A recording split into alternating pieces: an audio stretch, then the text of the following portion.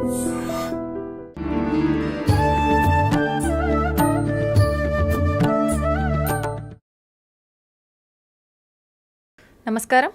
Welcome to I dream. నేను మీ విజిత.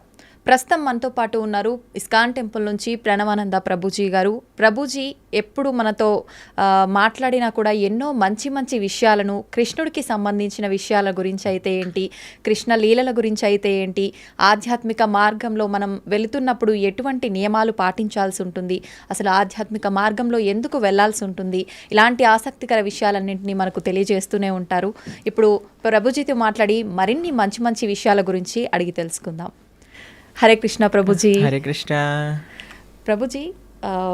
ఆధ్యాత్మిక మార్గం వైపు వెళ్తే మనకు అన్ని రకాలుగా బాగుంటుంది, భగవంతుడి దగ్గరికి మనం వెళ్ళొచ్చు, మోక్షం పొందొచ్చు అని చెప్పి మాట్లాడుకుంటూ ఉంటాం. అయితే ప్రభుజీ, చాలామంది ఆధ్యాత్మిక మార్గం వైపు వెళ్ళినా, ఎన్ని పూజలు చేసినా, ఎన్ని పుణ్యక్షేత్రాలు చేసినా వాళ్ళకున్న ఒత్తిళ్ళు మాత్రం అలానే ఉంటుంటాయి. మరి భగవంతుడి సేవలో ఉన్నప్పుడు, భగవంతుడి మార్గంలో ఉన్నప్పుడు ఒత్తిళ్ళు ఎందుకు ఉంటాయి? విముక్తి పొందాలి కదా ప్రభుజీ వాటి నుంచి. ఒక విషయం చెప్తాను మీకు. భగవంతుడి యొక్క సేవ వేరు, కోరికలతో భగవంతుడికి చేసే పూజలు వేరు. ఓకే. మనకి ఒత్తిడి పోవాలి అని అంటే ఫస్ట్ మన మనసులో ఉండే భారాలు ఏవైతే ఉన్నాయో అవి తగ్గించుకోవాలి. మీకు ఒక చిన్న విషయం చెప్తాను, అప్పుడు మీకు అర్థమవుతుంది.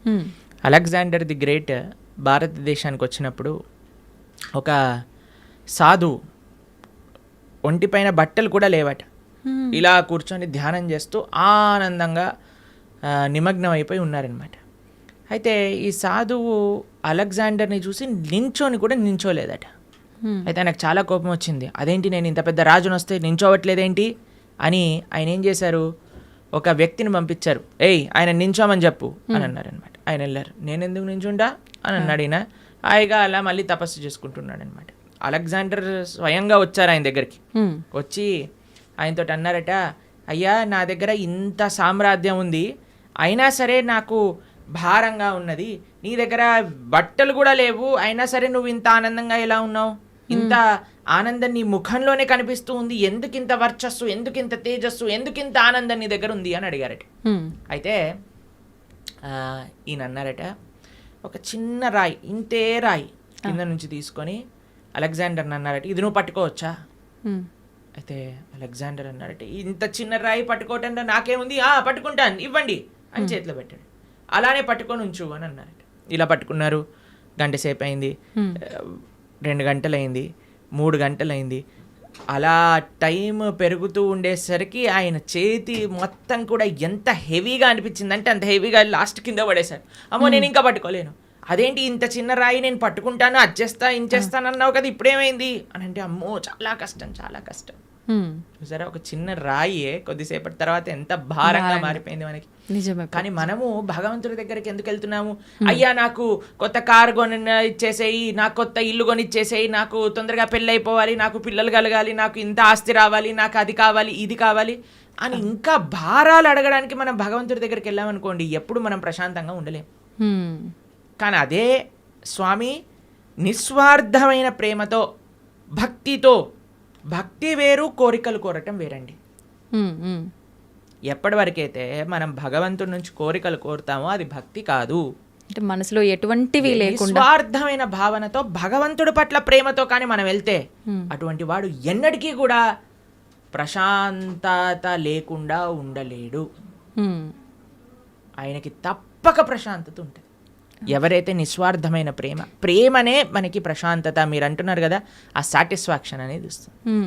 ఒక ఆయన అంటే చాలా తీర్థయాత్రలు చేస్తూ ఉండేవారట.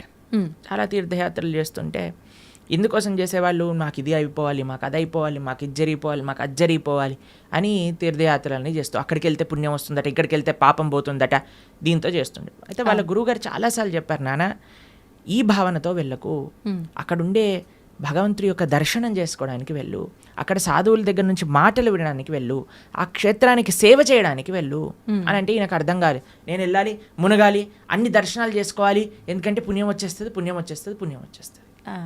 అదే అయితే ఈ గురువు గారు ఒకసారి ఏం చేశారంటే ఒక కాకరకాయ ఇచ్చారట. కాకరకాయ ఇచ్చి, నాన్న నువ్వు వెళ్ళే పుణ్యక్షేత్రాలన్నింటిలో కూడా ఎక్కడెక్కడైతే నువ్వు స్నానం చేస్తావో అక్కడ అల్లా కూడా ఈ కాకరకాయకి స్నానం చేయించు అని అన్నారు. సరే అని మొత్తం ప్రతి క్షేత్రాన్ని గంగా, యమున, గోదావరి, కావేరి అన్నిట్లో స్నానం చేసి తీసుకొచ్చారట. వచ్చి మళ్ళీ ఆశ్రమానికి తిరిగి వచ్చేసరికి ఆ గురువుగారు అన్నారట, నాన్న ఈ కాకరకాయని కొద్దిగా ముక్కలు ముక్కలు చేసి కొద్దిగా వండు అని అనేసరికి వండి చూసేసరికి ఆ కాకరకాయ చేదుగానే ఉంది. కాబట్టి దాని యొక్క గుణం పోయిందా? గంగలో స్నానం చేసాం, యమునలో స్నానం చేసాం, పోలేదు కదా. ఎప్పటి వరకైతే మనం నిజమైన ఆధ్యాత్మిక మార్గము అని అంటే ఏమిటి? శ్రవణం, కీర్తనం, విష్ణు స్మరణం, పాద సేవనం, అర్చనం, వందనం, దాస్యం, సాఖ్యమాత్మ నివేదనం. ఈ నవవిధ భక్తి మార్గాలలో మనం ఉండమో అప్పటి వరకు మన హృదయ శుద్ధీకరణ అనేది జరగదు. ఎంతవరకైతే మన హృదయ శుద్ధీకరణ అనేది జరగదో అప్పటి వరకు మనకు ప్రశాంతత ఉంటుంది అనమాట. అలాంటి తీర్థయాత్రకి వెళ్ళటం తప్పని చెప్పట్లేదండి. ఏ భావనతో వెళ్ళాలి? సేవా భావనతో వెళ్ళాలి. ఏ భావనతో వెళ్ళాలి? భగవంతుడి పట్ల ప్రేమతో వెళ్ళాలి. ఏ భావనతో వెళ్ళాలి? అక్కడ నుంచి ఏం నేర్చుకోవచ్చు, ఏం తెలుసుకోవచ్చు అనే భావనలోకి వెళ్ళాలి. కానీ ఏదో పుణ్యం వచ్చేసేయాలి, పాపం పోవాలి, ఏదో సైట్ సీయింగ్గా ఇలా వెళ్తే ఏం ప్రయోజనం లేదు. ఇప్పుడు చూడండి, ఏ క్షేత్రాలకు వెళ్ళినా మనం 4 ధామ్లో చూస్తూ ఉన్నాం. అందరు కూడా కెమెరాలు పట్టుకొని రికార్డింగ్స్ చేయడానికి, వ్లాగింగ్స్ చేయడానికి వెళ్తున్నారట. అవును ప్రభు. కేదార్నాథ్, బద్రీనాథ్ ఇలాంటి క్షేత్రాలన్నిటికీ కూడా బృందావనంలో అందరు రీల్స్ చేయడానికి వెళ్తున్నారు. ఇలా చేస్తే మనకి భక్తి ఎటువంటి ప్రయోజనం రాదండి. ఇంకా మనల్ని కర్మబంధంలో ఇంకా చిక్కుకుంటాం, కానీ మనం చర్మబంధం వీడలేము. కానీ ఎప్పుడైతే మనం సాధువుల దగ్గర నుంచి శ్రద్ధగా వింటామో, ఎప్పుడైతే మంచి విషయాలు స్మరిస్తామో, ఎప్పుడైతే చక్కగా జపం చేస్తామో భగవన్నామాన్ని, ఎప్పుడైతే భాగవత రామాయణాదులు చదువుతామో అప్పుడు నిజమైన శుద్ధీకరణ అనేది జరుగుతుంది. అప్పుడు నిజమైన ఒత్తిడి, స్ట్రెస్ అని ఏవేవో అంటున్నాం కదా, అవన్నీ పోతాయి. ఆనందంగా మనం భగవంతుడి దగ్గర ఉండొచ్చు. ఓకే ప్రభుజీ, కొంతమంది అనుకుంటారు నేను భగవంతుడి ధ్యాసలోనే ఉండాలి, ఆయన మొత్తం ఆయనకే అంకితం అయిపోవాలి అంటే కుటుంబ వ్యవహారాల్లో ఉంటుంటారు, కానీ ఎక్కువగా నేను ఆధ్యాత్మికం వైపు నడవాలి అనుకుంటున్నాను అనుకున్నా కూడా మనసు అనేది ఏకాగ్రత ఉండదు. అటువంటి వారు ఏం చేయాలి ప్రభుజీ? ఇలాంటివన్నీ గొడవలైనాక నెక్స్ట్ మూమెంట్ అనిపిస్తుంది నిజంగానే. తర్వాత అయిపోయాక అంతా బాగుంది దేవుడు పక్కన మనము మన సంసారంలో ఉంటాం. అవునవును. దీన్ని శ్మశాన వైరాగ్యము అని అంటారు. కాబట్టి దీంతో పనికి రాదండి. మనము to start with regular spiritual practice ఉండాలి. మనం ఏమనుకుంటామంటే ఇప్పుడు నేను మొత్తము కూడా ఈ సంసారంలో ఉంటాను, ఒక సమయానికి సంసారానికి పులి స్టాప్ పెట్టేసి మొత్తం ఆధ్యాత్మికం అయిపోతాను. అలా అవ్వదండి ఎప్పుడు కూడా. మనము బ్యాలెన్స్ నేర్చుకోవాలి, మనకి ప్రియారిటీస్ ఉండాలి. కాబట్టి అలా మొత్తం వెళ్ళిపోతాను, మొత్తం మునిగిపోతాను అని చాలామంది మాకు కూడా చెప్తూ ఉంటారు. ప్రభుజీ ఇంకొక 4 సంవత్సరాలు వెయిట్ చేయండి, 4 సంవత్సరాల తర్వాత నువ్వు ఉంటావో లేదో తెలియదు కదా. అవును, ఎవరుంటారో లేదో తెలియదు కదండి. ఒక నెక్స్ట్ క్షణంలోనే ఏమవుతుందో చెప్పలేం కదండి. నిజమే ప్రభుజీ. దేహినాం క్షణ భంగురహ అని అంటారు. తామరాకు పైన నీటి బొట్టు లాంటిది అనమాట మానవ జన్మ. ఇప్పుడు చూస్తున్నాం మనం, అసలు ఆశ్చర్యపోతుంది. అసలు మీరు ఎప్పుడైనా ఇంటర్నెట్లో చూసారనుకోండి, ఒకళ్ళు ఇలా పెళ్లిళ్ళల్లో డాన్స్ చేస్తూ వెళ్ళిపోతారు. చిన్న చిన్న పిల్లలు, ఇప్పుడు వయసుతో సంబంధం లేదు హార్ట్ అటాక్ రావడానికి. అలానే ఎవరికైనా వస్తుంది అని కాదండి, మనకి తెలియదు ఎవరికి ఏమవుతుందో అనే విషయం. అవును. కాబట్టి మనం ఏమంటున్నామంటే ఒకనాడు ఇలా చేస్తాము, ఒకనాడు అలా చేస్తాము అన్నదానికంటే మనకి ఇప్పుడున్న సమయంలో కొద్దిగా సమయం భగవంతుడి కోసం తీయండి, కొద్దిగా సమయం వెచ్చించండి భగవంతుడి కోసము. ఓకే, వెచ్చించి చక్కగా దాన్ని మంచి ఆధ్యాత్మిక మార్గంలో యూజ్ చేయండి. ఎందుకంటే అదే మనకి శాశ్వతమైన ఫలితాన్ని ఇస్తుంది. స్వల్పమప్యస్య ధర్మస్య త్రాయతే మహతో భయాత్ అని కృష్ణుడు భగవద్గీతలో చెప్పారు. నువ్వు ఇంత చేస్తే నీకు ఇంత ఇస్తా, ఇంతగా కృష్ణుడు స్వీకరిస్తాడట. ఇంత చేస్తే, మనం ఇంత చేస్తే భగవంతుడు ఇంత అనుకుంటాడట దాన్ని. కానీ ఈ ప్రపంచంలో వాళ్ళకి ఇంత చేసినా సరే వాళ్ళు అనుకుంటారు ఏం చేశాడు వీడు నాకు, పెళ్ళిళ్ళల్లో ఇలానైనా మమ్మల్ని చూసుకునేది, అలానైనా మమ్మల్ని చూసుకునేది అని కొట్లాటలు పెట్టడానికి జనాలు అందరూ రెడీగా ఉంటారు. కానీ భగవంతుడు రివర్స్. కానీ మనం ఈ ప్రపంచంలో ఉండే వాళ్ళందరినీ సాటిస్ఫై చేయడానికి ప్రయత్నం చేస్తున్నాం, ఈజీగా సాటిస్ఫై అయ్యే భగవంతుని వదిలేస్తున్నాం. అది మనం చేసేదన్నమాట. కానీ మనం ఏమంటున్నామంటే బ్యాలెన్స్డ్గా ఉండండి, మంచిగా ప్రతిరోజు కొద్ది సమయమైనా గీత చదువుకోవడానికి. మీరు చూడండి, ఏ మతం వాళ్ళైనా అండి చిన్నప్పటి నుంచి పిల్లలకి నేర్పిస్తారు వాళ్ళ మతం ఏంటి, వాళ్ళ సాంప్రదాయం ఏంటి, అసలు వాళ్ళ పుస్తకాలు ఏంటి, పుస్తకాలు చదవటం కానీ వాళ్ళ యొక్క ఉత్సవాలు. మనకి ఎప్పుడు చిన్నప్పటి నుంచి ఎంజాయ్మెంట్ తప్ప మిగతాది ఏమీ మనం నేర్పించట్లేదు. ఎంతమంది తల్లిదండ్రులు పిల్లలకి గీతా భాగవతాదులు చెప్తున్నారు చెప్పండి ఒకసారి? చాలా తక్కువగా ప్రభుజీ. అప్పుడు మన ధర్మం ఎలా ముందుకెళ్తుంది చెప్పండి? అవును. కాబట్టి మనం జాగ్రత్తగా కొద్దిగా టైం తీసుకొని ప్రతిరోజు కానీ మనం చదువుతూ పిల్లలకి చెప్తూ ఉంటే అప్పుడు కరెక్ట్ సమాజం అనేది మంచిగా ఉంటుంది, దృఢంగా ఉంటుంది. అది ముఖ్యం అన్నమాట. ఓకే ప్రభుజీ, వింటుంటాం సాధారణంగా పెద్దవాళ్ళు అంటుంటారు వీడు కారణ జన్మురా అని చెప్పి. అసలు నిజంగా కారణ జన్ములు అంటే ఎవరు ప్రభుజీ? సృష్టిలో ఉన్న ప్రతి ఒక్కరూ కారణ జన్ములే అంటారా? కారణ జన్ములు అనేదానికంటే కర్మ జన్ములు అనటం బెటర్ ఏమో, ఎందుకంటే అందరూ వాళ్ళ కర్మ ఫలితంగా జన్మిస్తూ ఉంటారు. కారణ జన్మలు అని అంటే ఎవరైతే మహానుభావులు ఉంటారో, మహాభక్తులు ఉంటారో, ప్రపంచంలో ఉండే వాళ్ళందరినీ భక్తి మార్గంలో ధార్మికంగా నడిపించడానికి ప్రయత్నం చేస్తూ ఉంటారో, వాళ్ళ ఆచరణ ద్వారా శాస్త్ర అధ్యయనం ద్వారా 10 మందికి మంచి చేయడానికి ప్రయత్నం చేస్తుంటారు. అటువంటి మహానుభావులు కారణ జన్ములుగా మనం చెప్పొచ్చు. ఎంతో మంది మహానుభావులు మన భారతదేశంలో కారణ జన్ములుగా ఒక ప్రయోజనం కోసం అవతరించిన వాళ్ళు ఉన్నారు. మన ఆచార్యులు జగద్గురు శంకరాచార్యులు కానీ, జగద్గురు మధ్వాచార్యులు కానీ, జగద్గురు రామానుజాచార్య స్వామి వారు, శ్రీ చైతన్య మహాప్రభు, వల్లభాచార్యులు, శ్రీల ప్రభుపాదులు వారు, ఇటువంటి మహానుభావులు జన్మిస్తారు. వాళ్ళని కారణ జన్ములు అని అంటారనమాట. కానీ మనలాంటి జీవులందరం కూడా మన కర్మ ఫలితాన్ని అనుభవించడానికి జన్మించిన వాళ్ళమే అనమాట.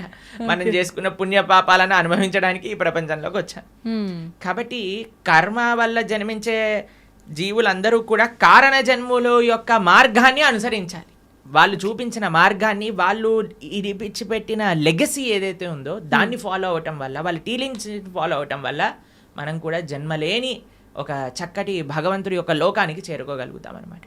కాబట్టి ఆచార్యులు కారణ జన్ములు, వాళ్ళకి కర్మ లేదండి. ఏ మహా భగవద్భక్తుడు ఆవిర్భవించినప్పుడు భగవంతుడు స్వయంగా ప్రేరణ చేస్తే, అయ్యా నువ్వు వెళ్ళి జనాలను ఉద్ధరించు అని చెప్తే కానీ వాళ్ళు రారు.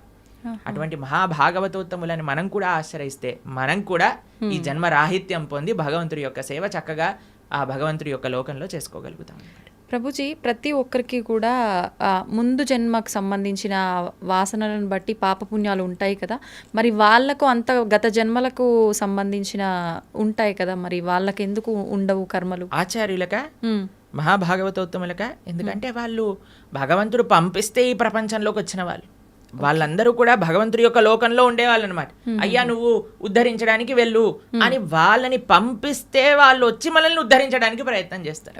కాబట్టి వాళ్ళు ఏదో మనలాగా కర్మ వల్ల పుణ్యపాపాలు అనుభవించడానికి వచ్చిన వాళ్ళు కాదనమాట. భగవంతుడు తన యొక్క సొంత కృపతో, స్వామి నువ్వు వెళ్ళి ఈ ప్రపంచంలో ఉండే వాళ్ళందరూ కష్టపడిపోతున్నారు, పాపం వీళ్ళందరికీ ఏమి ధర్మం ఏంటి అధర్మం అంటే ఏం తెలియట్లేదు, కాబట్టి నువ్వు వెళ్ళి నీ భక్తి ద్వారా నీ ఆచరణ ద్వారా 10 మందికి తెలియజేయి, వాళ్ళందరినీ కూడా మంచి మార్గంలో నడిపించు అని చెప్పి పంపిస్తే వాళ్ళు భగవంతుడి దగ్గర నుంచి కిందికి వస్తారు.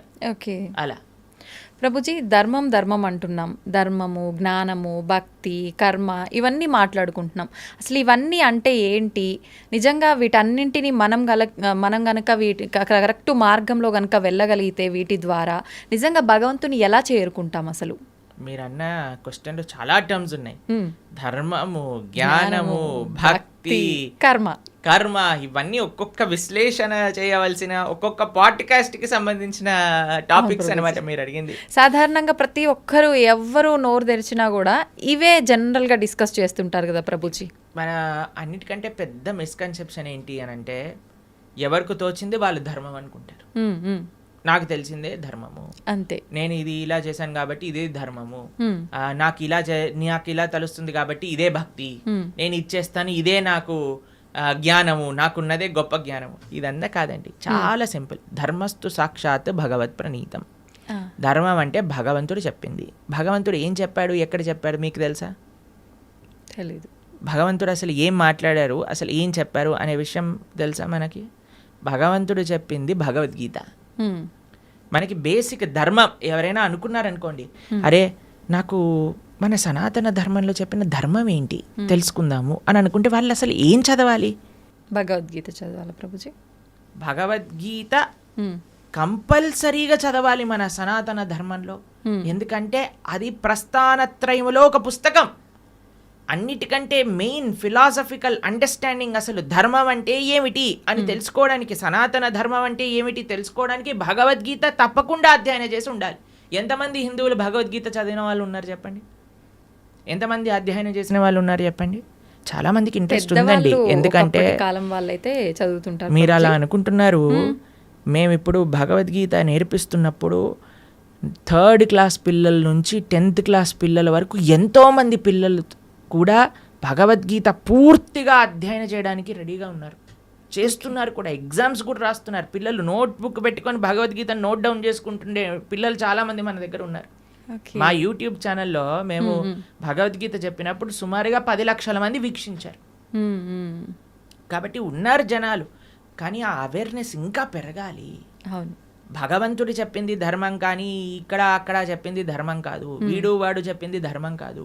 భగవంతుడు చెప్పిన ధర్మానే మనం మాట్లాడాలి. ఇప్పుడు మీరు అడగచ్చు, ప్రభుజీ మరి మీరు చెప్పింది ఎందుకు మేము వినాలి? ఎందుకంటే భగవద్గీతలో చెప్పినది మాత్రమే, భాగవతాది శాస్త్రములలో చెప్పినది మాత్రమే మేము ప్రస్తావన చేస్తాం. మా సొంతంగా ఒక్కటి కూడా అటు ఇటు కల్పించి చెప్పామనుకోండి, అది ధర్మం అవ్వదు అనమాట. ధర్మం అంటే భగవంతుడు చెప్పింది ధర్మము, అది చెప్పే వాళ్ళు ధార్మికులు, దాన్ని ఆచరించే వాళ్ళు ధార్మికులు. ఇది ముఖ్యమైన విషయం అనమాట. కాబట్టి ధర్మం అంటే ఏంటి? భగవంతుడు చెప్పింది ధర్మం. భగవంతుడు ఏమి చెప్తే అది ధర్మము. ఓకే. తర్వాత రెండవ విషయం మీరు అడిగారు, ఏంటి? జ్ఞానం. జ్ఞానం అంటే ఏంటి? భగవంతుడు గురించి తెలుసుకోవటమే జ్ఞానం. ఎవరైతే భగవంతుడి గురించి తెలుసుకుంటారో, భగవంతుడు చెప్పింది భగవద్గీత అనుకున్నాం, మరి భగవంతుడి గురించి తెలుసుకోవాలంటే ఏ పుస్తకం చదవాలి? భాగవతం చదవాలి. భాగవతం భగవంతుడి గురించి చెప్పేది, భగవద్గీత భగవంతుడు చెప్పినది. ఈ రెండూ కానీ మనం చదువుకున్నాం అనుకోండి, మనకి భగవంతుడు అంటే ఏమిటి, అసలు భగవంతుడు మనల్ని ఎందుకు సృష్టించారు, అసలు మన కర్తవ్యములేంటి, భగవంతుడిని ఎలా పొందాలి, భగవంతుడికి మనకి ఉండే సంబంధం ఏంటి, అన్ని విషయాలు అర్థమైపోతాయి అన్నమాట. కాబట్టి జ్ఞానము ధర్మము ఈ రెండు మనం విన్నాం. తర్వాత మూడవది మీరు అడిగినారు భక్తి. భగవంతుడిని చేరే మార్గమే భక్తి. భగవంతుడిని చేరుకోవడానికి ఎన్నో మార్గాలు ఉన్నాయి. అన్నిటికంటే సులభమైనది, అన్నిటికంటే శ్రేష్టమైనది, అన్నిటికంటే ఆనందకరమైనది, అన్నిటికంటే సులభమైనది, అన్నిటికంటే మహోన్నతమైనది ఏదన్నా ఉంటే అది భక్తి మార్గము. తర్వాత లాస్ట్ మీరు అడిగింది కర్మ. మనం చేసే దాన్ని అన్నిటికీ కూడా మనకి రివర్స్లో మరి చేసిన దాన్ని వస్తుంది. ఇది బేసిక్ డెఫినేషన్. కర్మ ఈజ్ వెరీ కాంప్లికేటెడ్, కానీ మనం చేసిన దాని నుంచి మనం తప్పించుకోలేము. ఇది గుర్తుపెట్టుకోవాలి. మనం చేసిన పుణ్యము మనకు వస్తుంది, మనం చేసే పాపము మనకు వస్తుంది, మనం చేసిన భక్తి యొక్క సుకృతి కూడా మనతో పాటు ఉంటుంది. ఇది అర్థం చేసుకోవటం కర్మ. ఇది చాలా డీప్ విషయాలు.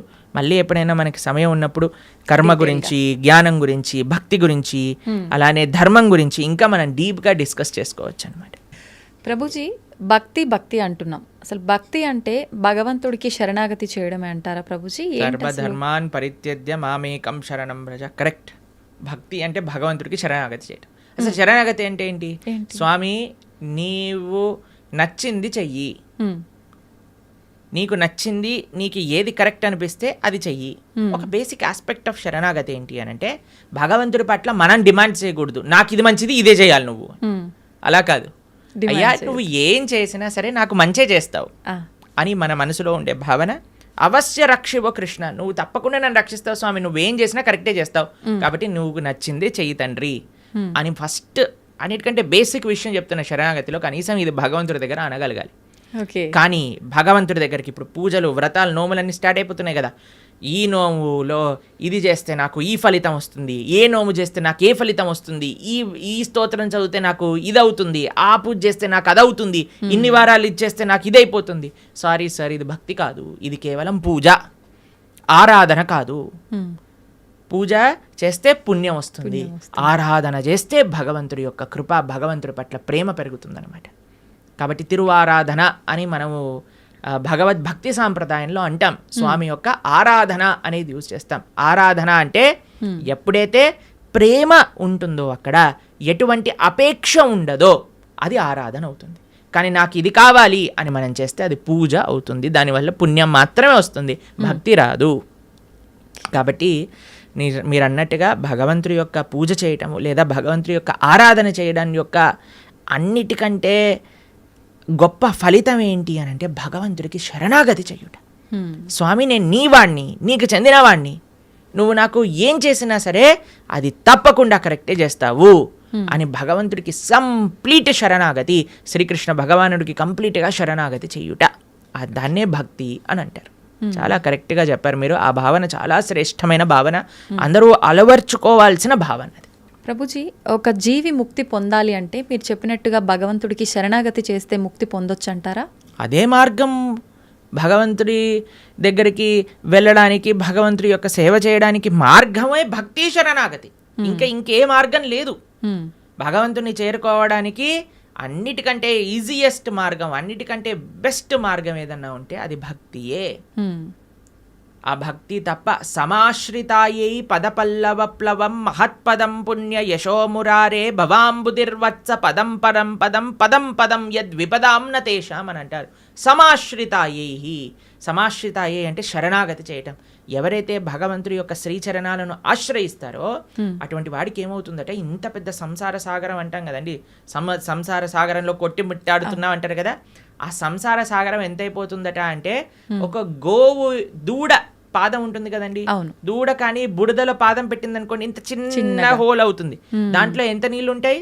తక్కువగా ఉంటాయి. అన్ని నీళ్ళు అయిపోతుందంటే ఈ సంసార సాగరం మొత్తం ఎవరైతే భగవంతుడికి శరణాగతి చేస్తారు. అంత నీటిని ఎంత సులభంగా దాటొచ్చండి, ఒక పాదం పెడితే సరిపోతుంది, దాటి అంతే.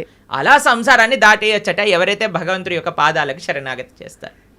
కాబట్టి ముక్తి కావాలి, భగవంతుడి దగ్గరికి వెళ్ళి భగవంతుడి యొక్క సేవ చేసుకోవాలి అని అనుకున్న వాళ్ళకి ఏకైక మార్గం ఏమిటి అని అంటే అది భక్తి శరణాగతి మాత్రమే, ఇంకా ఏ మార్గము పని చెయ్యదు.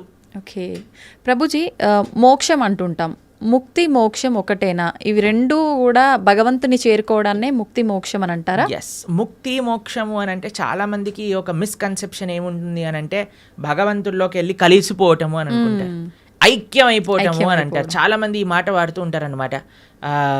ఐక్యం అయిపోవాలి భగవంతుడి లోపల. మనం ఏమి భగవంతుడి లోపల ఐక్యం అవ్వడానికి పుట్టలేదండి. జీవులం అందరూ కూడా జీవేర స్వరూప హోయ్ కృష్ణేర నిత్య దాస్, మనందరం కూడా భగవంతుడి యొక్క సేవ చేయడానికి ఉన్నాం.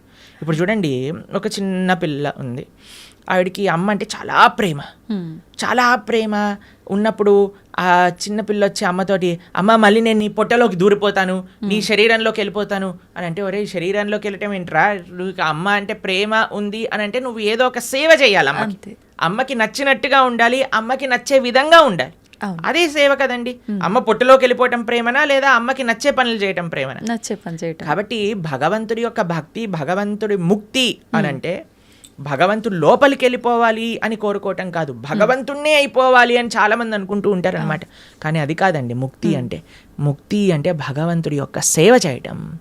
భగవంతుడి యొక్క సేవ కాదు, భగవంతుడి యొక్క భక్తుల యొక్క సేవ. భగవంతుడి యొక్క భక్తుల యొక్క సేవ కాదు, భగవంతుడి యొక్క భక్తుల యొక్క భక్తుల యొక్క సేవ. భగవంతుడి యొక్క భక్తుల యొక్క భక్తుల యొక్క సేవ కాదు, భగవంతుడి యొక్క భక్తుల యొక్క భక్తుల యొక్క భక్తుల యొక్క సేవ. దాసానుదాసో తవ పాదేయిక మూలం, ఇది ముక్తి అని అంటే. మనం చాలామందికి ప్రశ్న, ఒకవేళ మనకి ముక్తి వచ్చేసింది అనుకోండి, భగవంతుడి దగ్గరికి వెళ్ళిపోవాలి, ఏం చేస్తాము? సేవ చేసుకుంటాం. ఎస్, సేవ చెయ్యాలి అనే వాళ్ళకే అక్కడికి అలౌడ్ ఉంటుంది, లేకపోతే అలౌడ్ ఉండదు అనమాట. నేను కూడా మీరు వైకుంఠానికి ఎందుకు వెళ్తున్నారండి అని వీసా స్టాంపింగ్ వాళ్ళు అడిగారు అనుకోండి, ఏం లేదండి మేము కొద్దిగా మాకు వైకుంఠం చూసి రావాలని ఉంది అనుకోండి, రిజెక్ట్ అనేసిస్తారు. టూరిస్ట్గా వెళ్ళలేం మనం వైకుంఠానికి, పర్మనెంట్ రెసిడెంట్గానే వాళ్ళు వీసా ఇస్తారు. ఆ పర్మనెంట్ రెసిడెంట్లో కూడా పర్మనెంట్ ఎంప్లాయ్మెంట్ ఉంటుంది అన్నమాట మనకి భగవంతుడి యొక్క సర్వీస్. ఎవరైతే ఎంజాయ్మెంట్ మెంటాలిటీ ఉంటుందో వాళ్ళకి పరలోకానికి ఎలౌడే ఉండదు. ఎవరైతే సేవాభావనలో ఉంటారో వాళ్ళకి మాత్రమే భగవంతుడి దగ్గరికి ఎలౌడ్ ఉంటుంది. ప్రభుజీ, జీవాత్మ అంటుంటారు, జీవుడు జీవాత్మ రెండు ఒకటేనా, వేరు వేరంటారా? ఎస్, మనకి 3 రకాల శరీరములు ఉంటాయి. ఇప్పుడు మీరు చూసే దాన్ని స్థూల శరీరము అని అంటారు, అంటే చర్మము, బ్లడ్, బోన్స్ వీటన్నిటితో ఉండే స్థూల శరీరం అంటారు. దీంట్ లోపల సూక్ష్మ శరీరం అని ఉంటుంది, మన బుద్ధి అహంకారములతో స్థూల శరీరం ఉంటుందన్నమాట. దాని లోపల స్థూల శరీరం, సూక్ష్మ శరీరం, దాని లోపల మనకి కారణ శరీరము అని అంటారు, దాన్ని ఆత్మ, జీవాత్మ అని అంటారు. ఇప్పుడు చూడండి, ఫర్ ఎగ్జాంపుల్ ఇప్పుడే నేను స్టూడియోకి వస్తుంటే ఒకళ్ళు వెళ్ళిపోయారు, ఆయన పక్కన నుంచి ఇలా తీసుకెళ్తూ ఉన్నారనమాట. సపోజ్ పలానా వ్యక్తి వెళ్ళిపోయారండి అని అంటారు. వెళ్ళిపోయారు అని అంటే ఇక్కడే కదండి మన ముందే కనిపిస్తున్నారు కదా, మరి వెళ్ళిపోయారు అని ఏం వెళ్ళిపోయింది? ఆత్మ. ఇదే బేసిక్ అండర్స్టాండింగ్. కానీ ఎంతమందికి ఈ విషయం గురించి అరే ఆత్మ వేరు శరీరం వేరు అని మనం గుర్తించేసామనుకోండి, ఈ శరీరం పైన అంత ఇన్వెస్ట్మెంట్ ఎందుకు చేస్తాం చెప్పండి? అస్సలు ఎవరైనా అద్దెల్ని అలంకరించుకుంటారా? మీకు ఈ స్టూడియో అంటే జస్ట్ రెంట్కే ఇచ్చారంటే మీరు ఒక 1 కోటి రూపాయలు పెట్టి దీన్ని రీమోడిఫికేషన్ చేస్తారా? లేదు, ఆలోచిస్తాం ప్రభుజీ, ఖచ్చితంగా ఆలోచిస్తాం. ఎప్పుడైతే మన సొంత ఇల్లు ఉంటుందో అక్కడ అలంకరించుకుందాం అని అనుకుంటారు కదా. కానీ మనందరం చేసే పని ఏంటి? ఇది తెలుసు, అదే ఈ శరీరము పర్మనెంట్ కాదు. అయినా సరే మనం ఈ శరీర పోషణలో ఉన్నాం, కానీ శరీర పోషణలో ఉండద్దు అని చెప్పట్లేదండి. కానీ ముఖ్యమైన ఆత్మని మర్చిపోరాదు, అది అన్నిటికంటే ముఖ్యం. జీవాత్మ మనము అని అంటే ఇప్పుడు చూడండి, ఇది నా చెయ్యి అంటాం, నా చెయ్యి, నా షర్ట్, నా వాచ్, నా తల, నా కళ్ళు. మరి నువ్వెవరు? నా నా నా నా అంటున్నావు కదా, మరి నువ్వెవరు అని కానీ మనం ప్రశ్న చేసుకుంటే మనకు తెలుస్తుంది మనం ఈ శరీరం కాదు. శరీరం అయితే మరి ఆ వ్యక్తి అలానే ఉన్నాడు కదా, వెళ్ళిపోయారు అని ఎందుకు అంటున్నారు? జీవులం మనం, మనందరం కూడా ఆత్మ, అంటే జీవాత్మ అంటారు. కేవలం ఈ 3 కాదండి, ఇంకొక ఆయన కూడా మన శరీరంలో ఉన్నారు, ఆయన పరమాత్మ. మన హృదయంలో, హృదయ స్థానంలో 2 ఉంటారు వ్యక్తులు, జీవాత్మ పరమాత్మ, 2. జీవాత్మ ఎప్పుడైతే పరమాత్మను తెలుసుకొని పరమాత్మకు శరణాగతి చేసి పరమాత్మ సేవ చేస్తారో దాన్నే ముక్తి మోక్షము అనేది. కాబట్టి జీవుడు జీవాత్మ 2 ఒకటే. జీవాత్మ ఒకళ్ళు, పరమాత్మ ఒకళ్ళు. పరమాత్మని తెలుసుకోవటమే జీవుడి యొక్క లక్ష్యం. ప్రభుజీ, ఒకసారి ఆత్మ శరీరాన్ని విడిచి వెళ్ళిన తర్వాత మళ్ళీ ఎంత కాలం పడుతుంది మళ్ళీ ఒక జీవిలో రావటానికి? ప్రాణం అంటే ఏమంటారు, అది ఒక కస్టమైజ్డ్ ప్రాసెస్ అన్నమాట. అది ఎవరికి ఎంతసేపు వాడు నరకంలో ఉంటాడో, ఎంతసేపు స్వర్గంలో ఉంటారో, ఎంత తొందరగా, అవన్నీ ఇంకా మనం చెప్పలేము. చాలా కాంప్లికేటెడ్ కర్మ సిద్ధాంతం అంటే. దానికి ఏం స్పెసిఫిక్ పారామీటర్స్ లేవు, మనతోటి అయినప్పుడే మనకు తెలుస్తుంది ఎన్ని రోజులు ఉన్నాం, మనం ఎక్కడ ఉన్నాం అనేది. కాబట్టి తప్పకుండా ఒక శరీరం నుంచి వదిలిపెట్టి వెళ్ళాక కొన్ని రోజులు ఆ జీవాత్మ అలానే తిరుగుతారు అని చెప్తారు. అందుకే మనము మంచి పుణ్యకర్మలన్నీ చేయడానికి ప్రయత్నం చేస్తాం. 10, 11, 12 అట్లా ఒక్కొక్కరికి ఒక్కొక్క పద్ధతులు ఉంటాయి. దాని తర్వాత వాళ్ళు అక్కడ నుంచి స్వర్గాది లోకములకు, నరకాది లోకములకు వెళ్ళి వాళ్ళ పాప పుణ్యాలన్నీ అనుభవించి మళ్ళీ ఇంకొక శరీరంలోకి దాల్చడానికి ఈ భూలోకంలోకి రావాల్సి వస్తుంది. లేదు, ఆయన చాలా భాగవతోత్తముడు, భగవంతుడికి శరణాగతి చేసి భక్తి చేసిన వాళ్ళు, పుణ్యంతో సంబంధం లేదు, పాపంతో సంబంధం లేదు, సాయిగా యత్గత్వా నా నివర్ధంతే తద్ధామ పరమమ్మ, భగవంతుడి యొక్క లోకానికి చేరుకున్నారనుకోండి, ఇంకా మళ్ళీ పుట్టాల్సిన అవసరం లేదు, పుణ్యము లేదు, పాపం లేదు, ఏ గోల లేదు, ఆనందంగా భగవంతుడి యొక్క సేవలో ఉండొచ్చు. మన సనాతన ధర్మంలో మీరు అర్థం చేసుకోవాల్సినవి 3 ఉన్నాయండి. ఏంటి ప్రభుజీ? ఒకటి పాపం, అంటే మనం చేసే తప్పుడు వాటికి వచ్చే ఫలితాన్ని పాపము అని అంటారు. 2 పుణ్యం, మనం చేసే మంచి పనులకి మనకి రిటర్న్గా వచ్చేది పుణ్యం. ఇంకొకటి 3వది ఉందండి, దాన్ని భక్తి అని అంటారు. భక్తి పుణ్యానికి సంబంధం లేదు, పాపానికి సంబంధం లేదు, ఇది సపరేట్ బ్యాంక్ అకౌంటే. ఎప్పుడైతే మనం ప్రేమతో భగవంతుడిని ఆశ్రయిస్తామో అది పుణ్యం కాదు, అది భక్తి సుకృతి అంటారు, భక్తోన్ముఖ సుకృతి అని అంటారు. ఎవరైతే భక్తి చేస్తారో అటువంటి వాళ్ళు నా స్వర్గానికి వెళ్ళరు, నా నరకానికి వెళ్ళరు, వాళ్ళు వెళ్ళేది భగవంతుడి యొక్క లోకానికి. స్వర్గానికి వెళ్ళినా, నరకానికి వెళ్ళినా, ఇంకా ఏ దేవత యొక్క ప్రపంచానికి వెళ్ళినా సరే, లోకానికి వెళ్ళినా సరే, కృష్ణుడు భగవద్గీతలో చెప్తారు, ఆ బ్రహ్మ భువనాలోక పునరావృత్తినో అర్జున. ఇక్కడ నుంచి బ్రహ్మలోకం అంటే అన్నిటికంటే టాప్ మోస్ట్ లోకం అనమాట. అక్కడ వరకు వెళ్ళిన వాళ్ళు కూడా మళ్ళీ పుట్టాల్సిన అవసరం ఉంటుంది. ఎప్పుడైతే మాముపేత్యత్తు కౌంతయ్య, నన్ను ఆశ్రయించిన వాళ్ళు, ఎవరు చెప్తున్నారు నన్ను అని అంటే కృష్ణుడు అర్జునుడితో చెప్తున్నారు, నన్ను ఆశ్రయించిన వాళ్ళకి మళ్ళీ పుట్టుక అనేది ఉండదు అనే విషయం చెప్తున్నారు. కాబట్టి మనం పుణ్యం పైన ఫోకస్ చేయకూడదు, పాపం పైన ఫోకస్ చేయకూడదు, మనం భక్తి పైన ఫోకస్ చేయాలి. ఇది పర్మనెంట్ సొల్యూషన్ అనమాట. ఓకే ప్రభుజీ, భక్తి వేరు, భగవంతుణ్ణి తెలుసుకోవడం వేరా ప్రభుజీ? 2 ఒకటేనా? భక్తి మార్గంలో మొట్టమొదటి అడుగు శ్రవణం, అంటే భగవంతుడి గురించి తెలుసుకోవడం. ప్రహ్లాదుని హిరణ్యకశిపుడు అడుగుతారు, అయ్యా నువ్వు స్కూల్కి వెళ్ళావు కదా, బోర్డింగ్ స్కూల్, హాస్టల్కి వెళ్ళావు కదా, ఏం నేర్చుకున్నావు అని అంటే, శ్రవణం కీర్తనం విష్ణు, శ్రవణం అని అంటే భగవంతుడి గురించి వినటము. భక్తి అంటే ఏదో పూజలు చేసేసి ఇక్కడ నుంచి 1000 పూలు పట్టుకొచ్చేసి ధూపాలు వేసేసి నోములు ఇచ్చేసి లక్ష పూలలతో పూజ చేసేసి ఒక లీటర్ల అభిషేకాలు చేసి, ఇది కాదండి భక్తి అంటే. భక్తి అంటే భగవంతుడి గురించి వినటం. ఇది ఎవరు చెప్తున్నారు? పరమ భక్తుడైన ప్రహ్లాదుడు చెప్తున్నాడు. ఫస్ట్ ప్రాసెస్ ఏంటి? శ్రవణం, భగవంతుడి గురించి వినటం. ఏం వినాలి?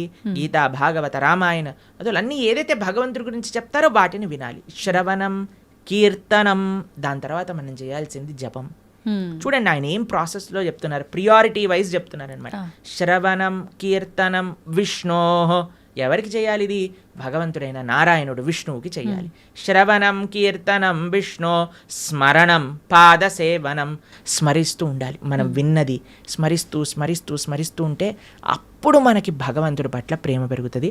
అప్పుడు మనం భగవంతుడి యొక్క ఆరాధన చేసామనుకోండి, ప్రేమతో ఆరాధన చేయగలుగుతాం.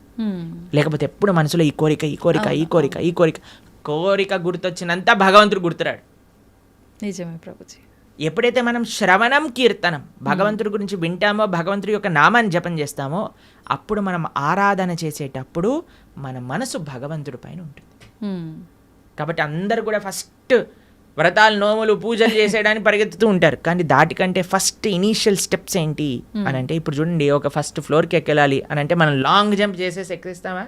ఒకసారి దూకామనుకోండి, ఆయనతో కాళ్ళు చేతులు విరిగిపోతాయి, అంతే. మెల్లమెల్లగా ఎక్కామనుకోండి, కరెక్ట్ పాత్లో మనం వెళ్తూ ఉండొచ్చు అనమాట. అందుకే ఫస్ట్ స్టెప్ ఏంటంటే భగవంతుడి గురించి వినండి, భగవంతుడి గురించి వినండి, భగవంతుడు గురించి స్మరించండి, భాగవత, రామాయణాదులు ఏం చెప్పారో తెలుసుకోండి. అందుకే ఇన్ని గంటలు మనం యూట్యూబ్లలో వీటిలలో చెప్పేది ఎందుకు అని అంటే జనాలు వినడానికి. వింటే వాళ్ళకి భగవంతుడి గురించి తెలిస్తే మంచి భక్తి మార్గంలో ముందుకెళ్తే అది జీవుడి యొక్క పరమశ్రేయస్సుకి కారణం అవుతుంది. ఓకే ప్రభుజీ, ఒక మంచి భక్తుడిగా ఉండాలి అంటే ఫస్ట్ చేయాల్సింది మీరు చెప్పినట్టుగా భగవంతుడి గురించి వినడమే అంటారా? కరెక్ట్. శ్రవణం, కీర్తనం. ఫస్ట్ ప్రాసెస్ ఏంటి అంటే శ్రవణం. మనం వినడానికి ప్రయత్నం చేయాలి. ఎవరి నుంచి వినడానికి ప్రయత్నం చేయాలి? ఎవరైతే శాస్త్ర అధ్యయనం చేసిన మంచి భక్తులు ఉన్నారు. ఇప్పుడు చూడండి, మార్కెట్లో ఎవరు పడితే వాళ్ళు చెప్పడానికి రెడీ అయిపోయారు. ఇది ఇలా చెయ్యి, ఆ చిట్కా ఇలా చెయ్యి, ఈ పరిష్కారం ఇలా చెయ్యి. అసలైతే ఎంత ఆశ్చర్యం అనిపిస్తుంది అంటే, కొన్నిసార్లు మాకు వీడియోలు పంపిస్తే అసలు ఇలాంటి వ్యక్తుల్ని ఎలా వినగలుగుతున్నారు జనాలు అని అనిపించేటట్టుగా ఆశ్చర్యపడిపోతాం అనమాట. ఎందుకంటే భాగవత మన శాస్త్రాలు చెప్పే విషయం వేరు, వీళ్ళు చెప్పే విషయాలు వేరు. ఒకడు తలపైన చేయబెడతానంటాడు, ఒకడు ఇంకొక మాయ చేస్తానంటాడు, ఇంకొకడు మ్యాజిక్ చేస్తానంటాడు. మాయలు, మ్యాజిక్ కావాలంటే మీరు మ్యాజిక్ షోకి వెళ్ళండి కదా, దేవుడి దగ్గరికి ఎందుకు రావాలి? ఆధ్యాత్మిక గురువు మాయలు, మ్యాజిక్లు, తంత్రాలు, యంత్రాలు, తలపైన చేయబెట్టాలు అవన్నీ చేయరండి. ఆధ్యాత్మిక గురువు ఎప్పుడైనా సరే, మీరు ఏ శాస్త్రంలో చూసినా ఎవరైనా సరే మీరు చూడండి, మన జ్ఞానము వేరే వ్యక్తులకి గురువు ఎప్పుడు కూడా శ్రవణం ద్వారానే పంపిస్తారు. రామ లక్ష్మణులు కూడా విశ్వామిత్రుల దగ్గర నుంచి శ్రవణం చేసి జ్ఞానాన్ని సంపాదన చేసుకున్నారు. కృష్ణుడు సాందీపముని దగ్గర నుంచి శ్రవణం చేసుకొని జ్ఞానాన్ని విన్నారు. అర్జునుడు కృష్ణుడి దగ్గర నుంచి శ్రవణం చేశారా? కృష్ణుడు వచ్చి చేయబెట్టాడు అర్జునుడి పైన శ్రవణం. కాబట్టి భగవంతుడిచ్చిన మార్గము శ్రవణం. మన జ్ఞాన సముపార్జన చేయాలి. మనకి ఏదో అయిపోవాలని మన ధర్మంలో కొంతమంది మనల్ని మోసం చేసే, ఇప్పుడు చూడండి, ఎవరికైతే మోసపోవాలని ఉంటుందో వాళ్ళని మోసం చేసే వాళ్ళు రెడీగా ఉంటారు మార్కెట్లో. మన ధర్మంలో మోసాలు చేసేవాళ్ళు తక్కువ అని మనం చెప్పడానికి వీలు లేదు, ఉన్నారు. ఎందుకంటే మనకి ఆ మోసపోయే ప్రవృత్తి ఉన్నది కాబట్టి. ఇది కాకుండా ఇతర మతాల వాళ్ళైతే ఇంకా పీక్స్కి వెళ్ళిపోయారనమాట. వాళ్ళు చేసే మోసాలు కానీ, వాళ్ళు చేసే యాక్టింగ్లు కానీ, వాళ్ళు చేయించే డ్రామాలు కానీ చూస్తే అసలు ఎందుకు ఇంతమంది అక్కడ ఉంటున్నారంటే, అసలు మీరు చూడండి, మేము ఆ వీడియో చూసినప్పుడు మాకు పంపిస్తుంటారనమాట జనాలు, ఇలా ఇలా ఇలా ఇలా వీళ్ళు చేస్తున్నారు ప్రభుజీ, పాస్టర్లు వీళ్ళు అని చూస్తున్నప్పుడు అయితే మాకు అనిపిస్తుంది, ఎవడైనా బుర్రున్నవాడు అసలు ఈ సభకి వెళ్తాడా? అసలు వీక్షిస్తాడా? వేలాది మంది అక్కడ కూర్చొని వీక్షిస్తున్నారు అంటే వీళ్ళందరూ మోసపోవడానికి రెడీగా ఉన్న వాళ్ళనే కాబట్టే కదండి మోసం చేస్తుంది. వాడు ఇంటికి వెళ్ళాక అనుకుంటాడు, అసలు వీళ్ళు ఎంత మూర్ఖులు, అసలు ఎలాంటి వ్యక్తులు వీళ్ళు, నేను చేసే యాక్టింగ్లకి చప్పట్లు కొట్టటాలు, అరవటాలు, ఇలాంటి వాళ్ళు ఉన్నంత వరకు మోసాలు ఆపలేమండి. మన లోపల ఒక జాగరూకం కావాలి. నేను శాస్త్రాన్ని నమ్ముతా, భగవంతుడి యొక్క తత్వాన్ని అధ్యయనం చేస్తా, కానీ మ్యాజిక్ల వల్ల, ఏమంటాం, మీరు చేతులు పెట్టటాల వల్ల, ఏవో సృష్టించటం వల్ల, ఏదో మన జీవితంలో ఏదో మంచి జరిగిపోవటం వల్ల, దానివల్ల ఏది వచ్చే ప్రయోజనం లేదండి. ఈరోజు మంచి జరుగుతుంది, రేపేం జరుగుతుంది? జీవుడి యొక్క పరమశ్రేయస్సు భగవంతుడి గురించి తెలుసుకోవటం. అందుకే మేము ఎక్కడికి వెళ్ళినా మొత్తుకునేది ఒకటే విషయం, ఇవన్నీ యొక్క ట్రాప్లో పడకండి. మన మానవ జన్మ ఎన్నో సంవత్సరాల తర్వాత మనకి రేర్గా దొరికిన ఈ అవకాశాన్ని మంచి మార్గంలో ఉపయోగించుకోండి. అనే మేము అందరం ప్రార్థన చేస్తూ ఉంటాం అందరికీ కూడా. ఎందుకంటే మాకు అనిపించేది ఏంటి అంటే పాపం ఇలాంటి వాళ్ళ ట్రాప్లలో పడే వాళ్ళు చెడ్డవాళ్ళు కాదండి. అవును, భగవంతుడి గురించి తెలుసుకోవాలి అనుకుంటే కదా వాళ్ళు ఇలాంటి బాబాల దగ్గరికి లేదా అవునవును, ఇలాంటి వ్యక్తుల దగ్గరికి వెళ్ళేది. కానీ మేము అనుకునేది ఏంటి అంటే మంచి మార్గం కానీ వాళ్ళు తెలుసుకోగలిగితే వాళ్ళ జీవితం పండిపోతుంది.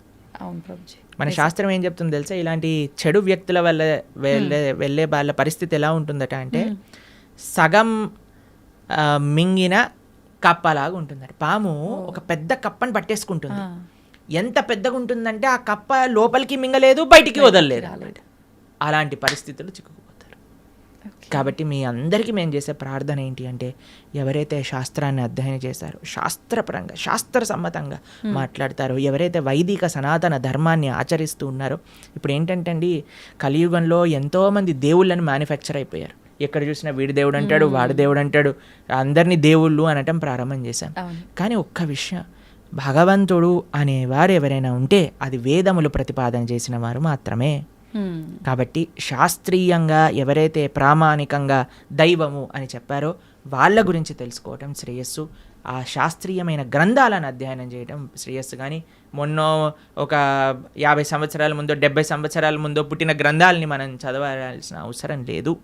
మనం చదవాల్సిన ఏదైనా వాంగ్మయం ఉంటే అది వ్యాసుడిచ్చిన వాంగ్మయం మాత్రమే. అది చాలా ముఖ్యం. ఓకే ప్రభుజీ, మీరు చెప్పినట్టుగా అంటే వీటన్నింటినీ చదువుకుంటూ భగవంతుడి గురించి వింటూ అలా ఉంటే నిజంగా భగవంతుడి అనుగ్రహం పొందొచ్చు అంటారా? గుళ్ళకి పుణ్యక్షేత్రాలకి వెళ్ళకపోయినా కూడా భగవంతుడి యొక్క అనుగ్రహం పొందాలి అని అంటే భగవంతుడు చెప్పినట్టు నడుచుకోవాలి. మీకు ఒక విషయం చెప్తాను.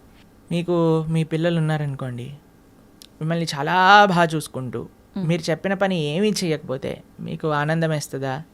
లేదా మిమ్మల్ని బాగా చూసుకుంటూ మీరు చెప్పిన పనులన్నీ కూడా చేస్తే బాగా ఆనందం వేస్తుందా? లేదా మిమ్మల్ని బాగా చూసుకోకపోయినా జస్ట్ మీరు చెప్పిన పనులన్నీ చేస్తే బాగా ఆనందం వేస్తుందా? బాగా చూసుకోవాలి, చెప్పింది వినాలి, అప్పుడే ఆనందంగా ఉంటుంది కదా. అదే మనం చేయాలి. భగవంతుడు చెప్పినట్టుగా నడుచుకోవాలి, భగవంతుడి యొక్క ఆరాధన చేయాలి. అది నిజమైన మంచి జీవుడు లేదా మంచి సనాతన ధర్మానికి చెందినవాడు చేసే పని. ఇటు భగవంతుడి యొక్క సాంగత్యం లేనప్పుడు మనం భగవంతుడి యొక్క స్మరణతో ధార్మికంగా ఉండటం, అలానే మనం భగవంతుడి యొక్క సేవ చేసుకునే ఒక అవకాశం వచ్చినప్పుడు సాక్షాత్తుగా అక్కడికి వెళ్ళి దర్శనం చేసుకొని ఒక సేవ భావనతో ఉండటం, ఆ రెండు ముఖ్యమే మనకి. ఓకే ప్రభుజీ, కొంతమంది తల్లి గర్భంలోనే ఉన్నప్పుడే రకరకాల రీజన్స్ ఏదైనా ఉండొచ్చు, చనిపోతూ ఉంటారు. అది వాళ్ళ గత జన్మ కర్మఫలమే అంటారా, లేదంటే మరింకేమైనా రీజన్ అయి ఉంటుందంటారా? ఇప్పుడు కర్మ ఎలా పనిచేస్తుంది అంటే అండి అన్నిటినీ మ్యాచ్ చేస్తుంది అనమాట ఎగ్జాక్ట్ పాయింట్కి. తల్లిదండ్రుల కర్మ ప్రకారం ఏం జరగాలి అది ఉంటుంది, జీవుడు వచ్చేవాడి కర్మలో ఏం జరగాలి అది కూడా ఉంటుంది. అన్నిటినీ కలిపి మ్యాచ్ చేసి ఒక దగ్గర పంపిస్తుంది. కాబట్టి ఇది ఎవరి కర్మ అని చెప్తే ఆ జీవుడు కర్మనే, అలానే ఆ తల్లిదండ్రుల యొక్క కర్మనే, అందరి కర్మ మిక్స్ అయ్యి పరివారము అని అంటేనే ఒకళ్ళ కర్మ ఒకళ్ళు నెగేట్ చేసుకోవడానికి పుట్టినవారు. Okay okay. కాబట్టి ఇప్పుడు ఈ జన్మలో భార్య భర్తలు పిల్లలు ఎలా వచ్చారండి, ఎవరు చూస్ చేశారండి, మాకు ఎవరు పిల్లలు పుడతారని ఎలా మనం ఎలాంటి ప్రభావంతో మీరు ఎవరికైతే రుణం ఉందో, ఎవరైతే మిమ్మల్ని పోయిన జన్మలో పెంచారో వాళ్ళకి మీరు మళ్ళీ పిల్లలుగా పుట్టారనుకోండి, వాళ్ళని పెంచి ఆ రుణం పోతుంది అనమాట. లేదు మీకు ఎవరైనా శత్రువులు ఉన్నారనుకోండి, వాళ్ళు కూడా పిల్లలుగా పుట్టచ్చు. ఎందుకంటే వాళ్ళకి మనం చేసిన అపచారాలన్నీ కూడా వాళ్ళు ఇప్పుడు మనతో చేసి మన కర్మ నెగెట్ చేస్తూ ఉంటారనమాట. కాబట్టి అది ఒక పెద్ద కాంప్లికేటెడ్ కార్మిక్ సైకిల్. అది ఎవరి కర్మ ఎగ్జాక్ట్గా అని చెప్పటం, అందరి కర్మ కలిసి ఒక కుటుంబం ఏర్పడుతుంది. ఒకళ్ళ కర్మ ఒకళ్ళనొకళ్ళు నెగెట్ చేసుకుంటూ ఉంటారనమాట. అది కుటుంబం అంటే. ప్రభుజీ, వాళ్ళు కర్మ అనుభవించటానికే మరొక జన్మ తీసుకుంటున్నప్పుడు అంటే బయటికి వచ్చి అనుభవించాలి కదా, కడుపులోనే ఎందుకు అలా అవటం? కడుపులో అనుభవం ఉండదా? కడుపులోనే అనుభవం ఉంటుంది. అంతే అనుభవం ఉండాలి అని కర్మ ఉంటే అంతే అనుభవం అయిపోతుంది. Okay okay. కాబట్టి జీవుడు తల్లి గర్భములోకి వెళ్ళిన మరుక్షణం నుంచి కాన్షియస్నెస్ స్టార్ట్ అయిపోతుంది, డెవలప్ అవ్వటం అని చెప్తారనమాట. కాబట్టి గర్భస్థ నరకము అని అంటారు. ఇప్పుడు చూడండి అమ్మ, ఇప్పుడు మీరు రెస్పాండ్ అవ్వటం, ఇప్పుడు ప్రహ్లాదుడు గర్భంలో ఉన్నప్పుడే కదండి భగవంతుడి గురించి విన్నది.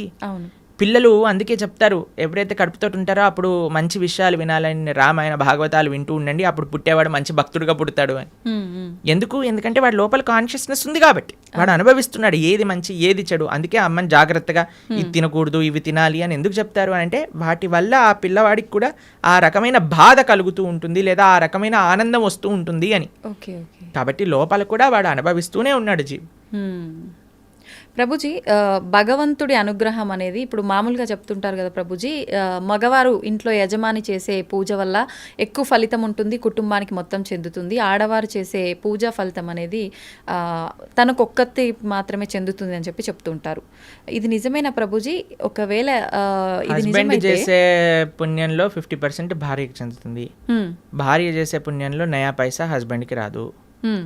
హస్బెండ్ చేసే పాపంలో 50% భార్య చేసే పాపంలో 50% హస్బెండ్కి చెందుతుంది, హస్బెండ్ చేసే పాపంలో నయా పైసా భార్యకి రాదు. ఓకే. కాబట్టి ఇలా చూసుకుంటే ladies are more fortunate in one sense. కాబట్టి యజమాని ఎందుకు జాగ్రత్తగా నువ్వు ధార్మికంగా ఉండాలి అని చెప్తున్నారంటే ఎందుకంటే వాడే ఎక్కువ ట్రిత్లో ఉన్నాడనమాట. వాడు చేసిన దానికి చేయని దానికి అనుభవించాల్సింది వాడే, కాబట్టి జాగ్రత్తగా ఉండు అని చెప్పేది. కాబట్టి మనం ఆరాధన అంటే ఏదో ఇప్పుడు చాలా మంది ఆడవాళ్ళు పూజ చేయాలి, మగవాళ్ళు పూజ చేయకూడదు, మగవాడేమో కాఫీ తాగుతూ పేపర్ చదువుతూ కూర్చుంటాడు అనమాట. అది కాదండి. ఫస్ట్ మగవాడి బాధ్యత. మీకు ఒక విషయం చెప్పాలా, వైదిక ధర్మంలో వంట కూడా మగవాళ్ళే చేసేవాళ్ళు, ఆరాధన కూడా మగవాళ్ళే చేసేవాళ్ళు. మీకు విషయం చెప్తాను, కొన్ని సంవత్సరాల క్రితం కానీ మనం వెళితే చరిత్రలో బయట ఇల్లు ఊడ్చి తూడ్చి ముగ్గులేయటం కూడా మగవాళ్ళే చేసేవాళ్ళు. మరి ఇప్పుడు ఎందుకు లేదు ప్రభుజీ ఆచారం? మీరు ఉంటే బాగుండేది కదా. కానీ ఇట్ ఈస్ నాట్ ఆడవాళ్ళ పని పూజ అనే నోషన్ ఫస్ట్ పోవాలి. ఆరాధన అంటే అయితే మగవాడే చేయాలా? కాదు, అందరు కలిసి ఆరాధన చేయాలి. ఎలా అందరూ కలిసి ఆరాధన చేస్తారు అని అంటే, ఎవరైతే ఇంటి యజమాని ఉన్నారో ఆయన భగవంతుడి యొక్క ఆరాధన చేస్తూ ఉంటారు. మరి ఇంట్లో ఉండే స్త్రీలు ఏం చేస్తారు, వాళ్ళు చక్కగా భగవంతుడికి నైవేద్యములు తయారు చేసి, భగవంతుడికి పూలమాలలు తయారు చేసి, భగవంతుడికి వస్త్రాలు కుట్టి వీళ్ళు ఆ సేవని సమర్పణ చేస్తారు. పిల్లలు ఏం చేస్తారు, బయటికి వెళ్ళి పూలు తులసి ఇవన్నీ పట్టుకొని వస్తారు. ఏదైనా రూమ్లో ఆ నాన్నకి అమ్మకి, అమ్మ అక్కడ వంట చేసి ఇక్కడికి వచ్చి అందించి భగవంతుడికి నివేదన చేయడానికి ఇస్తూ ఉంటారు. కాబట్టి పరివారం అంతా కలిసి పూజలో పాల్గొంటుంది అనమాట. కాబట్టి ఆరాధన ఎవరు చేయాలి అనే విషయానికి వస్తే ఇంట్లో ఉండే పురుషులే ఆరాధన చేయాలి అని శాస్త్రం చెప్తుంది. అలానే పురుషుడు ఒక్కడి ఆరాధన చేసేసి ఇంకా భార్య ఏం చేయాల్సిన అవసరం లేదా అంటే, అందరు కలిసి ఆరాధన. ఒక్కొక్కరికి ఒక్కొక్క బాధ్యత. ఒకళ్ళు నైవేద్యం తయారు చేయటం, ఒక పూలమాలలు తయారు చేయటం, చందనం తీయటం, పూలు తేవటం, పుష్పాలు చేయటం, తులసి పదాలు చేయటం, లాస్ట్కి సమర్పణ చేసుకోవటం. అందరు కలిసి చేస్తే అది ఆరాధన అవుతుంది. అందుకే ఆ family that praise together stays together అని అంటారు. అది చాలా ముఖ్యం. You should pray together. ఒకడు వెళ్ళిపోయి పూజ చేసుకొని వెళ్ళిపోతాడు, దాని తర్వాత ఇంకొకరు వెళ్ళి పూజ చేసుకొని వెళ్ళిపోతారు, అలా కాదు. Everybody should together do it అనమాట. అది ముఖ్యం. ప్రభుజీ, కుటుంబ పరిస్థితులను బట్టి సంసార జీవితంలో కొట్టుమిట్టాడుతూ ఉంటారు కొంతమంది. అటువంటి వారు అసలు భక్తి మార్గంలో నడవటం కానీ దైవారాధన కానీ ఏమీ ఉండవు. మరి వాళ్ళు ముక్తి పొందే మార్గం ఏమైనా ఉంటుందా? ఎవరు కొట్టుమిట్టాడు అన్నాడు సంసార జీవితంలో?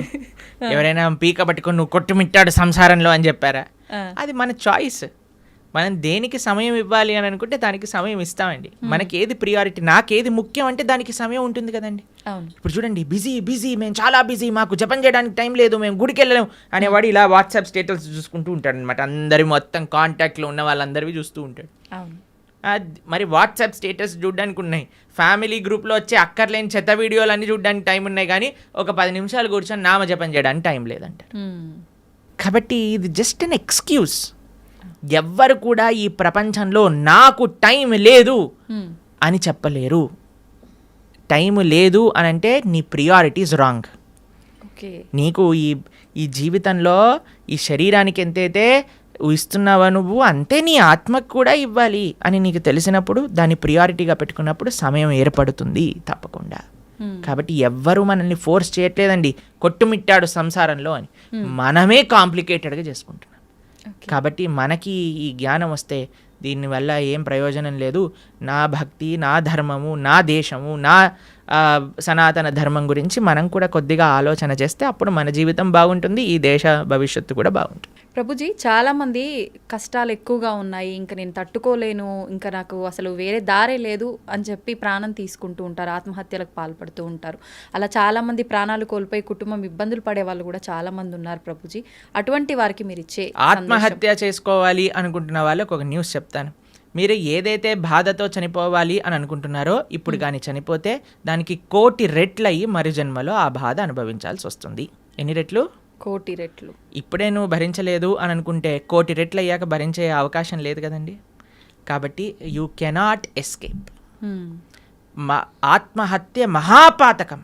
ఎటువంటి పాతకము అని అంటే దానికి ఎటువంటి ఇంకా ఏం చేయలేమన్నమాట. అది మహాపాతకంలో మహాపాతకం. అటువంటి వాడు నరకంలో చాలా ఘోరమైన పరిస్థితులు అనుభవించాల్సి వస్తుంది. మరుజన్మలో ఎత్తినప్పుడు 1,00,00,000,000 రెట్లు ఎక్కువ బాధ ఆ జీవుడికి అదే పరిస్థితిలో వస్తుంది అనమాట. కాబట్టి తస్మాత్ జాగ్రత్త. ఇప్పుడు చూడండి, ఎవరైనా తాళం చేయి తయారు చేశారంటే దానికి తాళం తయారు చేశారంటే తాళం చేయి లేకుండా తయారు చేయరు కదండి. అలాంటి తాళం ఎక్కడైనా చూసారా? మన ప్రతి ప్రాబ్లంకి సొల్యూషన్ ఉంటుంది, ఓపికతో ఎతకాలంతే. కాబట్టి ఐ అండర్స్టాండ్ చాలామంది కాంప్లికేటెడ్ సిచ్యువేషన్స్లో ఉంటారు. కానీ మీరు ధైర్యంగా భగవంతుడి పైన నమ్మకంతో మీరు ప్రయత్నం చేయండి. ఎటువంటి సిచ్యువేషన్ దీనికి సొల్యూషన్ లేదు ఇంకా అనేది ప్రపంచంలో భగవంతుడు తయారు చేయలేదు. మీరు ధైర్యంతో ఉండండి, భగవంతుడు మీతోటి ఉన్నాడు, మంచి జరుగుతుంది. ఎప్పుడు కూడా ఆత్మహత్య లాంటి విపరీత డిసిజన్స్ మాత్రం తీసుకోకండి. ప్రభుజీ, మీరు అన్నారు అటువంటి పరిస్థితి నుంచి బయటపడే అవకాశం ఉంటుంది, జాగ్రత్తగా ఆలోచించండి. నిజంగా ఆలోచించేంత వీలు ఆ క్షణంలో ఉండదు అనే చెప్పాలి. నిజంగా మనం అంటే వద్దు, మనం ఇలాంటి ఎందుకు లేదు అని అంటే, ఎందుకంటే పిల్లలకి మనం చెప్పట్లేదు కాబట్టి. పిల్లలకి మనం జీవితంలో నుంచి సక్సెస్ ఫస్ట్ రావాలి, 90% ఎక్స్ట్రా, ఐఐటి సీట్ కావాలి, మెడిసిన్లో సీట్ కొట్టాలి. ఎవరైనా చెప్తున్నారా ఏం పర్వాలేదు నాన్న, నువ్వు ఫోటోగ్రఫీ చేసినా పర్వాలేదు, నువ్వు యాంకర్ అయినా పర్వాలేదు అని చెప్తారా పిల్లలకి ఎవరైనా? లేదు. చదువు పైన, లేదా మీరు బ్రహ్మచారి అయినా పర్వాలేదు, నువ్వు సన్యాసి అయినా పర్వాలేదు, నువ్వు ఏదైనా పర్వాలేదు, గొప్పవాడు వాళ్ళు ఆనందంగా ఉండాలని చెప్తారా? ఇవి అసలే డబ్బులు సంపాదన చేయాలి. డబ్బులు సంపాదిస్తే మంచి భార్య వస్తుంది, మంచి భార్య వస్తే మంచి కట్నం వస్తుంది, మంచి కట్నం వస్తే మంచి విలాసంగా ఉంటారు. దీంతో పిల్లల్ని పెంచామనుకోండి, వాడికి ఇది అయిపోతే నా జీవితం ఫెయిల్యూర్ కథ. ఇవన్నీ మన సమాజాన్ని ఇచ్చే రాంగ్ ఎక్స్పోజర్స్, అక్కర్లేని చెత్త అంతా కూడా నెత్తిలో పెట్టుకోవటం వల్ల వచ్చే అనవసరమైన చెత్త ఆలోచనలు తప్ప ఇవన్నీ ఎవరికి. మీరు చూడండి, సూసైడ్ చేసుకునే వాళ్ళని మీరు కానీ చూసారనుకోండి, అనవసరమైన పిల్లలైతే అసలు అనవసరమైన విషయాలకి. మార్కులు తక్కువ వస్తాయేమో అని ఒక ఆవిడ సూసైడ్ చేసుకుందట, మార్కులు వచ్చాక ఫస్ట్ ర్యాంక్ వచ్చిందట. ఇలాంటి కేసులు విన్నారా? Love failure. అలాంటి లవ్ ఫెయిలియర్ వాళ్ళందరినీ నాకే అనిపిస్తుంది వీళ్ళు నిజంగా చచ్చిపోయే వాళ్ళని కాదు, వీళ్ళని నిజంగా తల్లిదండ్రులే బాగా గుణపాఠం నేర్పించాలని. చిన్న పిల్లలండి, 10th క్లాస్ పిల్లలు, ఇంటర్మీడియట్ చదివే వాళ్ళు, ఇంజనీరింగ్ చేసేవాళ్ళు. వాళ్ళకి డబ్బులన్నీ పిల్లలకి ఎందుకు పంపిస్తున్నామండి? మనం ఏమన్నా లవ్వులలో ఉండమని పంపిస్తున్నారా, లేదా బాధ్యతాయుతంగా చదువుకొని ముందుకెళ్ళాలని పంపిస్తున్నారా?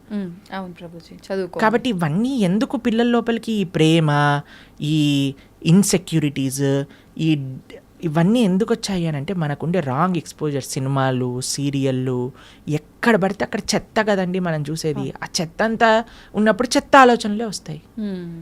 దాన్ని ఇంగ్లీష్లో good in good out, bad in bad out principle అంటారట. Good in good out. మనకి ఏదైతే మంచి ఆలోచనలు ఉన్నాయో, మంచి ఆలోచనలు కానీ, మంచి దృశ్యాలు కానీ, మంచి సాంగత్యం కానీ మనకు ఉందనుకోండి, మంచి ఆలోచనలు వస్తాయి. ఏ కష్టం వచ్చినా సరే, అయ్యా ఏదో ఒక కష్టం ఉన్నా సరే తండ్రి, it is common for everybody, కాబట్టి బయటకు వస్తాయి. ఎందుకంటే సినిమాలలో కష్టాలు చూపించారు కదండి. సినిమాలలో ఏం చూపిస్తారు? అంతే శుభం హ్యాపీ కార్డ్ వేసేస్తారు అనమాట లాస్ట్కి. హి లివ్డ్ హ్యాపీలీ ఫర్ ఎవర్. కానీ తర్వాత తెలుస్తుంది పెళ్ళి అయ్యాక సార్ నిజం బాధలు స్టార్ట్ అవుతాయని పెళ్ళిళ్ళలో సినిమాలలో చూపిస్తారా? వాడు ఏదో ప్రేమ ఇది చేసేసుకుంటాడు, తర్వాత లాస్ట్కి విలన్ తోటి ఫైటింగ్ అయిపోతుంది, ఇద్దరు పెళ్లి చేసుకుంటారు, హ్యాపీ అయిపోతుంది. పెళ్ళి అయ్యాక ముందుంది ముసల పండగ, అది తెలియదు కదా వీడికి. అవును.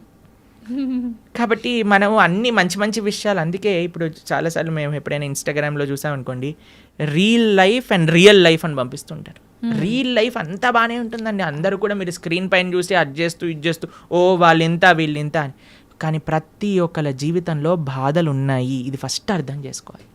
మనకొక్కడికే బాధ ఉంది, ప్రపంచం అంతా ఆనందంగా బ్రతుకుతున్నారు అనే అపోహ నుంచి బయటికి రావాలి.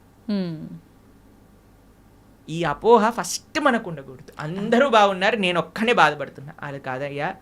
అందరూ నువ్వు బయటికి వెళ్ళినప్పుడు ఎలా అయితే ఆనందంగా నటిస్తున్నావో అందరూ అలానే నటిస్తున్నారు. ఎవడు బాగున్నాడు అని అంటే ఎవరైతే శుద్ధి అహంకారంతో భగవంతుడిని ఆశ్రయించిన వాడు తప్ప మిగతా వాళ్ళందరూ బాధల్లో ఉన్నారు. ఇది 110% సత్యం. ఎక్కడ సైన్ చేయమన్నా మేము సైన్ చేసి ఇస్తాం. ఎందుకంటే ఇది శాస్త్రవాక్కు. సవై పుంసాం పరోధర్మో యతో భక్తిర్ అదోక్షచే అహైతుకి అప్రతిహత ఏ ఆత్మ సుప్రదీయతే. ప్రశాంతత కావాలి అంటే భగవంతుని ఆశ్రయించాలి. There is no other way out. ధన్యవాదాలు ప్రభుజీ, మంచి విషయాలు తెలియజేశారు.